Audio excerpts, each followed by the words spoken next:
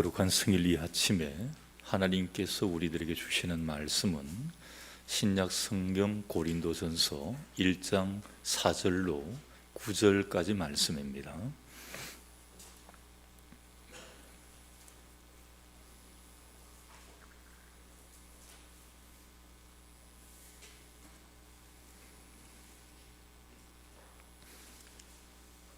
그리스도 예수 안에서 너희에게 주신 하나님의 은혜로 말미암아 내가 너희를 위하여 항상 하나님께 감사하노니 이는 너희가 그 안에서 모든 일 곧 모든 언변과 모든 지식의 풍족함으로 그리스도의 증거가 너희 중에 견고하게 되어 너희가 모든 은사의 부족함이 없이 우리 주 예수 그리스도의 나타나심을 기다림이라.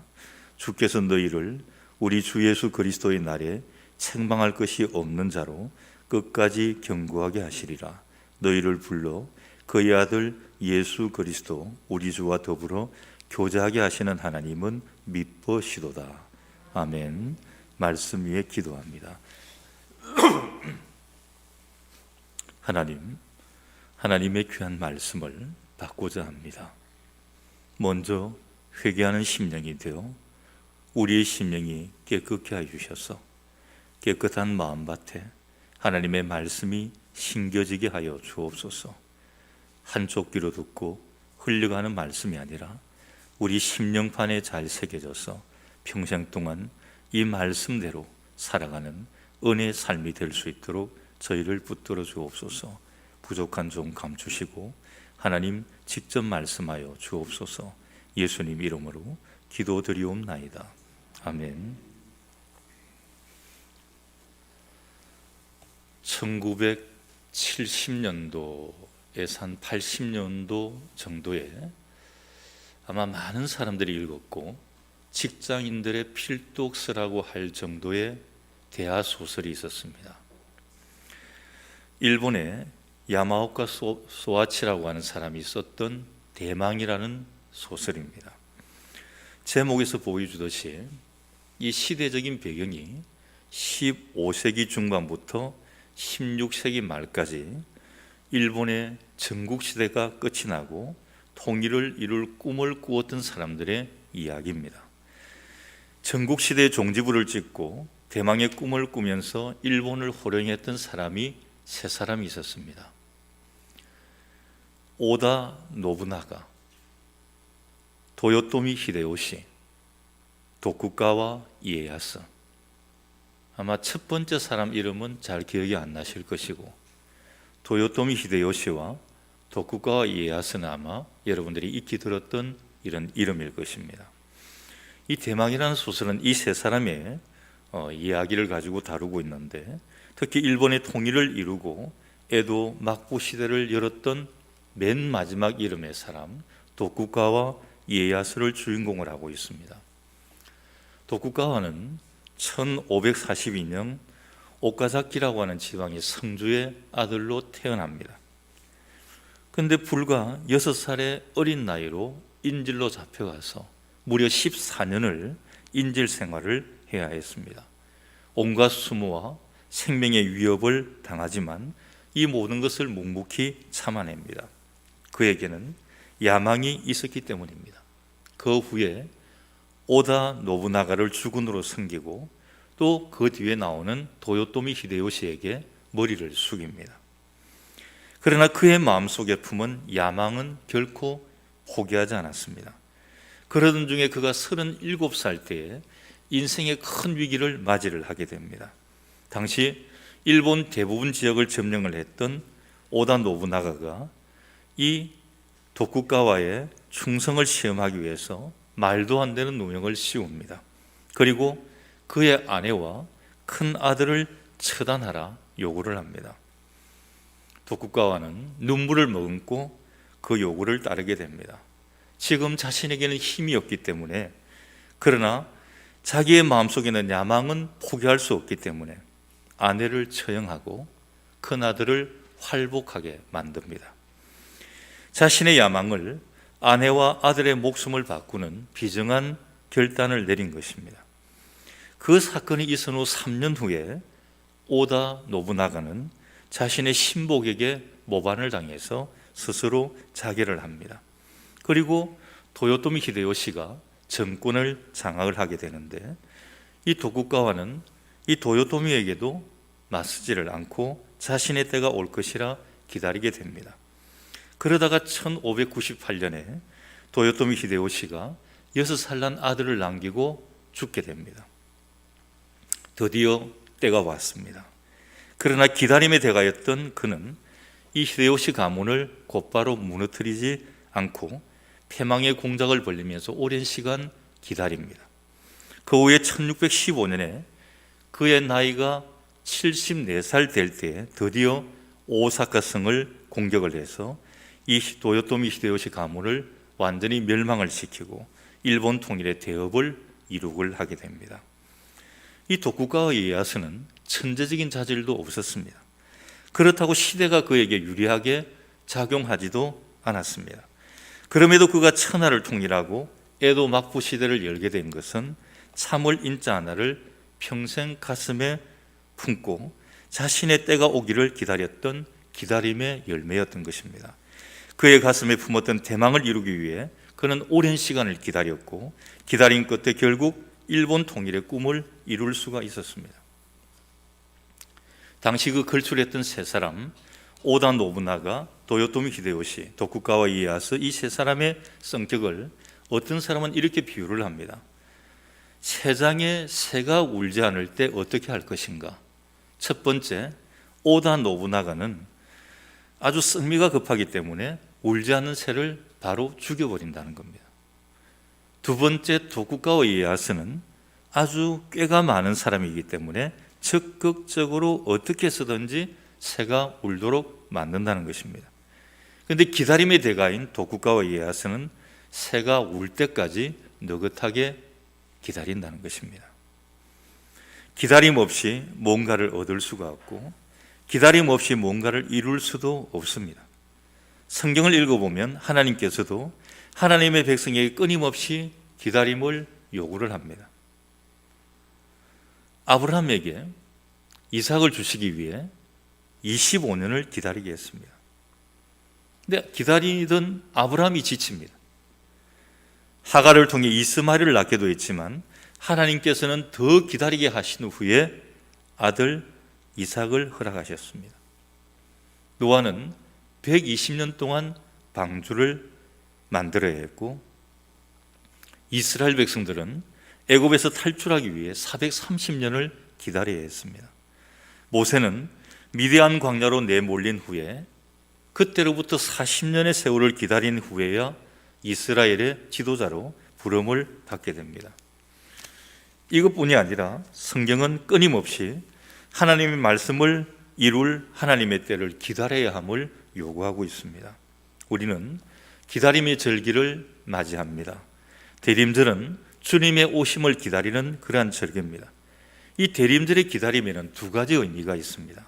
하나는 2000년 전에 하늘 보좌를 버리시고 이 땅에 오신 아기 예수의 탄생을 기다리는 것이고, 다른 하나는 부활하신 후에 다시 오마 약속을 하시고 하늘로 승천하신 우리 주님을 이 세상 마지막 때에 다시 오실 것을 기다리는 그런 것입니다.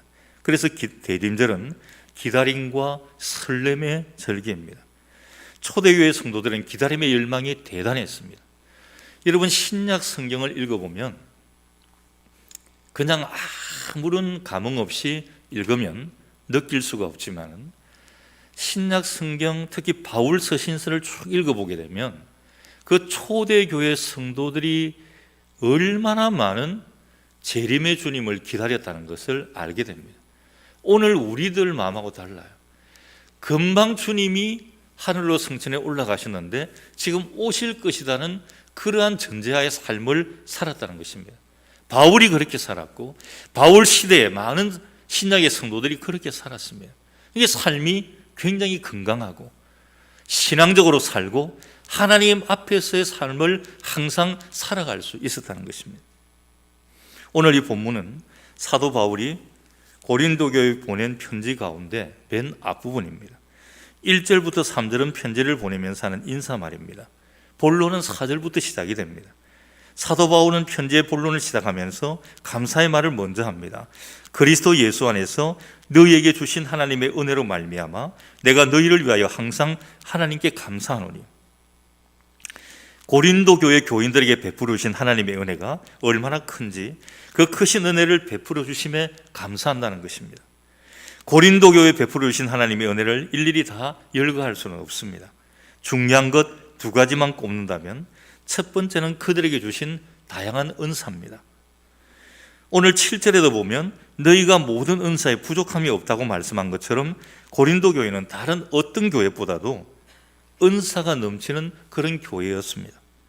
방언의 은사, 예언의 은사, 통변의 은사, 온 교우들에게 은사가 다양하고 풍부하게 나타났습니다. 물론 그것으로 인해서 교회에 질서의 문제가 발생하기도 했지만 은사가 풍성한 것은 감사할 일입니다. 또 하나 감사할 것은 그들의 신앙이 견고한 것으로 감사하는 것입니다. 5절 6절에 보면 이는 너희가 그 안에서 모든 일 곧 모든 은병과 모든 지식의 풍족함으로 그리스도의 증거가 너희 중에 견고하게 되어. 여기서 은변이라고 하는 것은 말을 제잘제잘 잘하는 것을 말하는 게 아닙니다. 진리를 말하는 것입니다. 그리고 지식은 사도 바울이 빌립보서 3장 8절에서 한 말 그대로 한다면 그리스도 예수를 아는 지식입니다. 예수 그리스도의 인격과 십자가에 대한 믿음의 지식을 말하는 것입니다.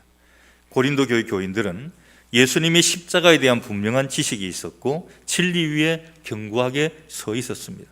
그렇게 은사가 풍부했고 예수님의 십자가에 대한 분명한 지식을 가지고 있었던 고린도 교회 교인들은 주님의 재림을 열망하고 있었습니다. 7절에 보면 우리 주 예수 그리스도의 나타나심을 기다림이라.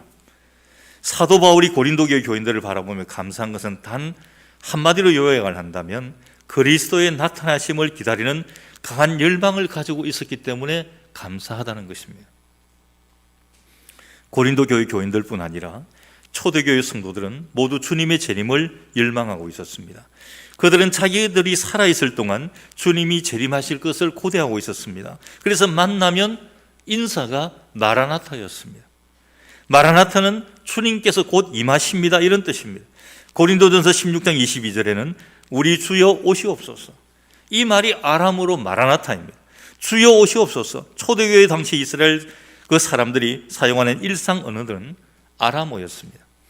그래서 그들이 아람어로 마라나타라고 인사했다는 것은 그들의 신앙 속에 주님이 어서 오시기를 간곡하게 기다리고 열망했다는 것을 보여주는 것입니다.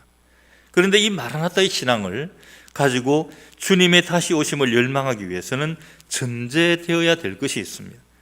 비유로 말씀을 하면 어떤 한 사람이 사랑하는 아내와 자식들을 놓아두고 외국으로 한 3년 정도 파견 근무를 가게 되었습니다. 3년 파견 근무를 하는 동안 남편은 아내와 자식들을 생각을 해서 아주 열심히 일을 했습니다. 그리고 이제 기한이 되어 고국으로 돌아올 때가 되었습니다. 어느 날 집에 있던 아내가 전화를 한 통을 받게 됩니다. 여보, 내일이면 내가 비행기를 타고 집으로 돌아가게 돼. 그동안 아이들 키우느라고 고생 많아서 이제 며칠만 기다려. 이런 전화 연락을 받게 되면 대부분의 부인들은 기쁨과 설렘으로 남편이 돌아올 날만을 손꼽아 기다립니다. 집안 구석구석 먼지를 털어내고 청소를 합니다. 그리고 밀려놓았던 빨래도 다 하고 남편이 좋아하는 음식 생각을 해가지고 시장 가서 장을 보다가 음식을 장만을 합니다. 그리고 하루라도 빨리 남편 돌아오기를 기다리면서 설레는 마음으로 남편을 기다립니다. 아이들은 어떻습니까? 아이들도 몇 년 동안 아버지를 보지 못했다는 그것 때문에 이제 아빠의 얼굴을 볼 수 있을 것이다 하는 큰 기대를 가지고 있습니다. 아빠가 몇 년 만에 돌아오니까 큰 선물도 가지고 오실 거야. 그리고 내가 아빠한테 이런 거 보여줘야 돼. 내가 유치원 다니면서 내가 배웠던 게 있는데 내가 이런 율동, 이런 노래를 우리 아빠 오면 내가 보여드려야지. 받았던 상장이 있으면 그것도 하나하나 차곡차곡 정리를 해서 아빠한테 자랑을 해야지. 남편, 아빠가 오시는 것이 기쁨이기 때문에 설레는 마음으로 준비를 합니다. 그런데 반대가 있어요. 남편이 돌아오는 것이 반갑지 않은 사람들이 있습니다.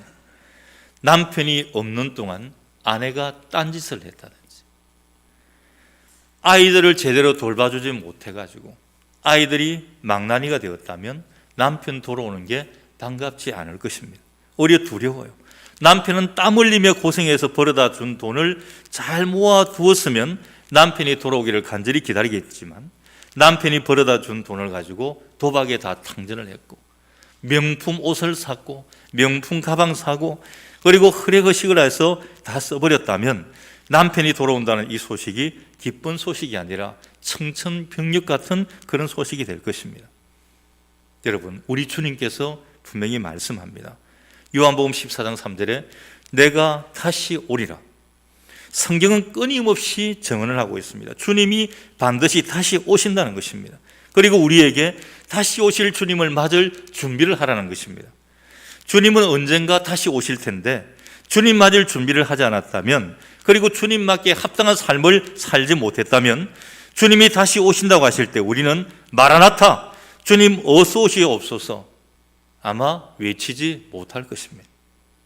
그래서 대림절은 기다림의 절기이면서 동시에 회개의 절기입니다. 여러분, 기도하면서 잊어버리는 게 있어요. 제일 먼저 할 게 회개입니다. 왜 공전 기도고 여러분 기도할 때 회개를 잊어버립니까? 회개 없이, 감사 없이 어떻게 간구가 바로 나옵니까? 엉터리 기도입니다. 잘못된 기도예요. 여러분, 모든 우리의 삶에 가장 먼저 하나님 앞에 구할 때 제일 먼저 1번은 회개하는 것입니다. 우리 기다린다 할 때도 먼저 하나님 앞에 회개하는 거예요. 회개는 무엇입니까? 하나님 앞에 우리의 죄를 다 토설하고 용서함 받고 우리 심령을 깨끗하게 만드는 겁니다. 이 깨끗한 마음판에 아기 예수를 모셔드리는 거예요. 그런데 회개함이 없이 어떻게 우리 주 예수의 오시옵소서, 아기 예수의 탄생을 기다립니다.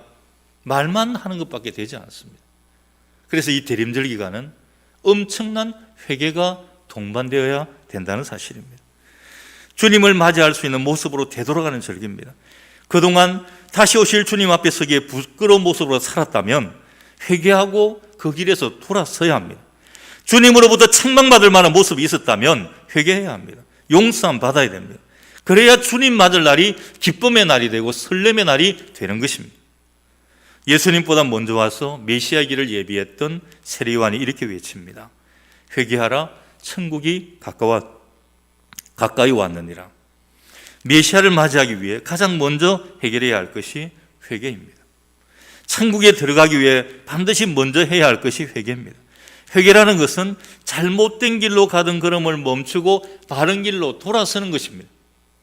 지금까지 살았던 잘못된 삶을 청산하고 어렵고 정직하게 사는 것입니다. 이것이 다시 오실 주님을 기다리는 성도의 모습입니다. 여전히 죄 가운데 있다면 우리는 다시 오실 주님을 기쁨으로 맞이할 수 없습니다. 아니, 입도 떨어지지 않을 것입니다. 죄는 심판을 받아야 하기 때문입니다. 심판대 앞에 서기 전에 우리는 모든 죄와 허물, 잘못된 것들을 다 하나님 앞에 내어놓고 용서를 빌어야 하고 용서를 받아야 합니다. 그래야 주님 만날 날이 기쁨과 설렘의 날이 되는 것입니다. 그리고 주님께서 다시 오신다는 소식이 우리에게 기쁨과 설렘의 소식이 되기 위해서는 깨어 있어야 됩니다. 깨어 주님을 만날 준비를 해야 됩니다. 깨어 준비하는 신앙을 잘 보여주는 비유가 있는데 마태복음 25장이 나오는 열 처녀의 비유입니다. 신랑을 기다리는 10명의 처녀가 있습니다. 모두 다 등불을 들고 신랑이 오신다는 소식을 듣고 나가서 신랑을 기다립니다. 그런데 기다리던 신랑이 예상 시간보다 훨씬 늦게 오는 것입니다. 신랑을 기다리다가 10명의 처녀들이 다 잠에 빠져 들어가는데 한밤중에 소리가 들립니다. 드디어 신랑이 왔다. 신랑을 맞으러 나와라. 잠에 빠져있던 이 처녀들은 급히 일어나 신랑을 맞이하기 위해 등불을 점검을 하는데 5명이 가지고 있는 등에는 기름이 아직까지 여유가 있어서 불이 켜져 있습니다. 그런데 잠은 나가지도 않습니다. 나머지 5명의 등에는 기름이 바닥나고 말았습니다. 등에 기름이 남아있는 5명은 신랑을 맞아 잔치집에 들어갔지만 기름이 바닥나서 불을 켜지 못한 5명은 기름 구하느라 신랑을 맞이할 수 없었습니다. 나중에 기름을 급히 준비해서 잔치집에 왔지만 잔치집의 문은 이미 굳게 닫혀 있어 들어갈 수 없었습니다. 문을 열어달라고 예언을 해보아도 이미 닫혀진 문은 열려지지 않았습니다. 이 말씀을 하신 후에 예수님께서 이렇게 말씀하십니다. 그런즉 깨어 있으라. 너희는 그날과 때를 알지 못하느니라. 잔치집에 들어가지 못한 5명의 처녀도 신랑이 온다는 소식을 듣고는 기쁨과 설레는 마음으로 등불을 켜서 신랑을 맞이하러 나갔습니다. 근데 뭐가 문제입니까? 왜 기쁨과 설렘으로 신랑을 기다렸는데 신랑을 맞이하지 못하고 잔치집에 들어가지 못했습니까? 예수님의 말씀대로 그대로 한다면 깨어 있지 못했기 때문입니다. 여러분, 깨어 있는다는 게 무엇입니까? 그러면 신랑이 늦게 올 때 자지 않고 있어야 한다는 뜻입니까? 그렇지 않습니다. 그 마태복음 25장에도 보면 10처녀의 비유에 분명히 신랑을 맞아 잔치집에 들어간 지혜로운 5명의 처녀도 신랑이 늦게 올 때 그들도 졸고 있었어요. 똑같이 졸고 있었습니다. 잠을 잤습니다. 잔치집에 들어가지 못한 5명만 졸며 잔 것이 아닙니다. 10명 모두 졸면서 잤습니다. 근데 차이가 무엇입니까? 신랑을 맞아 잔치집에 들어간 5명은 신랑이 늦게 올지라도 신랑을 맞이할 수 있도록 넉넉하게 기름을 준비했다는 겁니다. 반대로 잔치집에 들어가지 못하고 버림받은 5명은 기름을 넉넉하게 준비하지 못했다는 거예요. 그냥 잠만 잔 거예요. 잔 건 같은데 준비하고 잔 사람과 준비 전혀 하지 않고 잔 사람의 차이였습니다. 그러면 이 1처녀의 비유 끝에 주님께서 깨어 있으라 말씀하신 의도는 분명합니다. 신랑을 맞을 준비에 만전을 기하라는 것입니다. 어떤 변수가 생기더라도 신랑이 일찍 올 때도 있고 늦게 올 수도 있다는 것입니다. 어떤 변수가 생기더라도 착오가 생기지 않도록 철저하게 준비해야 한다는 것입니다. 사실 이 대림절에만 다시 오실 주님을 기다리는 게 아닙니다. 우리는 언제나 주님을 기다리는 신앙으로 살아야 합니다. 그런데 대림절에는 특별히 그런 우리의 신앙을 점검해야 됩니다. 그동안 준비하는 데 게을렀다면 다시금 정신을 차리고 다시 오실 주님을 맞을 준비를 해야 됩니다. 그것이 바로 우리 등에 기름을 채우는 것입니다. 우리는 주님 앞에 서는 그 순간까지, 다시 오실 주님을 만날 그 순간까지 신랑 계신 우리 주님을 기다리는 신앙으로 살아야 합니다. 초대교회 성도들처럼 늘 마라나타 신앙으로 살아야 하는 것입니다. 신앙에 불순물이 끼어 들어왔다면 이 절기의 불순물을 제거해야 합니다. 곧 오시리라 약속하신 주님께서 오늘 밤에 오신다 해도 부끄럽지 않게 주님을 맞이할 수 있도록 늘 준비된 삶을 살아야 됩니다. 그동안 기름을 넉넉하게 준비하지 못한 5명의 처녀처럼 살았다면 이번 이 대림절 이 기회에 넉넉한 기름을 준비해야 합니다. 이 준비하는 신앙을 회복하는 절기가 대림절입니다. 신앙의 무지 속에 살던 우리의 삶에 신앙의 지혜와 예수 그리스도를 아는 지식으로 가득 채워야 됩니다. 세상 욕심으로 가득 차 있는 우리의 마음 비우고 예수 그리스도의 마음으로 가득 채워야 합니다. 이기적인 마음을 이웃을 사랑하고 배려하는 섬기는 마음으로 바꿔야 됩니다. 교만함을 겸손함으로 바꿔야 됩니다. 부정적인 생각을 긍정적인 생각으로 바꿔야 됩니다. 그렇게 준비된 삶을 살면 우리는 주님 오심이 기쁨이요 주님을 기다림이 설렘이 됩니다. 오늘 본문 8절에 이렇게 말씀을 합니다. 주께서 너희를 우리 주 예수 그리스도의 날에 책망할 것이 없는 자로 끝까지 견고하게 하시리라. 우리가 주님을 기다리는 마음으로 산다면 주님께서 우리를 끝까지 견고하게 붙잡아 주시리라는 약속의 말씀입니다. 주님께서 다시 오시는 날까지 부끄러운 모습으로 살기 위해 회개하고 준비된 삶을 살면 책망할 것이 없는 모습으로 주님을 맞이하게 됩니다. 여러분, 이제 생각해 보시기 바랍니다. 우리에게 대림절의 기다림은 설렘인가 두려움인가? 오늘 주님이 오신다면 우리는 무슨 말을 할까 생각해 보십시오. 주님께서 오늘 우리에게 너 모든 삶을 내려놓고 오너라라고 우리의 생명을 불러가신다면 뭐라 말할까 생각해 보십시오. 마라나타, 주님 어서 오십시오. 주님, 내가 얼마나 주님을 기다렸는지 아십니까? 이제야 오셨습니까? 여러분, 이렇게 말할 수 있습니까? 아니면 주님께서 이제 곧 가마라고 말씀하실 때, 나에게 오라고 부르시며 나를 불러가실 때에 주님, 왜 벌써 오시려고 합니까? 지금 내가 너무너무 재미있게 살고 있는데 왜 내 인생에 끼어들어 망치려 하십니까? 조금 더 있다 오시면 안 됩니까? 이렇게 말하겠습니까? 지금은 안 됩니다. 지금 너무 좋은 세상에 살고 있는데 더 있다 가면 안 됩니까? 그렇게 말씀을 하시겠습니까? 아니면 주님으로부터 책망받을 것을 생각을 하니 걱정이 태산 같아 한숨만 푹푹 쉬면서 두려움에 떨고 있는 그런 모습은 아닙니까? 준비하는 사람에게는 주님 오심이 결코 두려움이 아닙니다. 기쁨입니다. 주님을 사랑하는 사람에게 주님 오심은 행복입니다. 주님을 만날 것을 생각하면 가슴이 설렙니다. 주님께서 다시 오실 것을 생각하면 행복해지고 주님께서 다시 오신다는 말씀을 읽을 때 가슴이 설레는 것, 그것이 살아있는 신앙입니다. 여러분, 이 대림절의 기간을 지나는데 여러분의 가슴은 설레임입니까? 아니면 두려움입니까? 주님 어서 오십시오, 마라나타, 이렇게 말할 수 있는 그런 신앙입니다. 누군가를 기다린다는 것, 무언가를 바라보며 기다린다는 것은 소망이요 행복입니다. 그것은 우리의 가슴을 뛰게 만들고 설레게 만듭니다. 그 설렘이 있기에 오늘 우리는 행복을 노래하며 살 수가 있습니다. 그 설렘이 있기에 우리는 고난 가운데서도 기쁨의 춤을 출 수가 있는 것입니다. 설레임의 기다림으로 주님을 맞이하는 귀한 이 대림절이 되시기를 주님의 이름으로 간절히 축원합니다. 기도합니다. 하나님, 하나님의 귀한 말씀을 우리 신비에 새깁니다. 설레임입니다. 주님이 오신다는 그 기다림으로 우리의 가슴은 설레이고 있습니다. 근데 혹 두려움으로 숨어 있지는 않습니까? 내가 아직 등불 기름을 준비하지 못한 다섯 처녀와 같아서 주님 좀 드디어 오시면 안 됩니까? 아니 안 오시면 안 됩니까? 설마 오시겠습니까? 이런 불충한 신앙으로 살아가고 있지는 않습니까? 항상 초대교회 성도들처럼, 오늘 고린도 교회 성도들처럼 마라나타, 주여 어서 오시옵소서, 오늘 나를 불러가더라도, 오늘 주님 오실지라도 당당하게 주님 오심을 기쁘게 맞이할 수 있는 우리의 심령이 되게 인도하여 주옵소서. 예수님 이름